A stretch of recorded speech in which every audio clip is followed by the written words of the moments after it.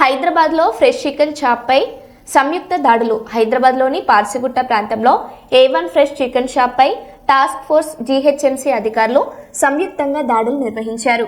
ఈ దాడుల్లో పలు రోజులుగా నిల్వ ఉంచిన చికెన్ను కస్టమర్లకు విక్రయిస్తున్నట్లు గుర్తించారు.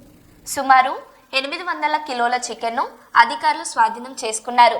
జనవరి నుంచే లైసెన్స్ గడువు ముగిసిన షాప్ నిర్వహిస్తున్నట్లు అధికారులు గుర్తించారు.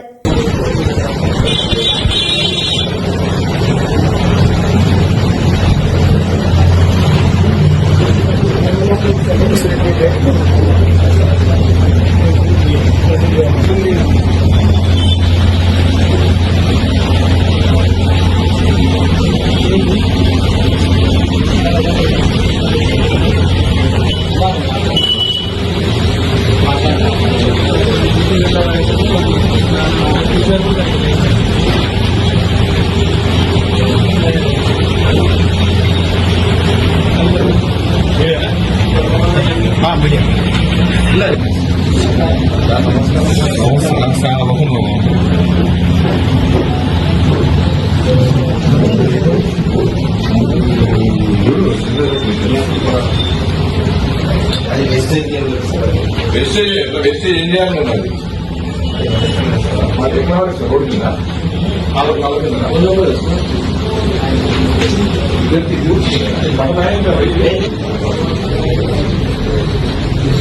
पूरा बहुत गंदा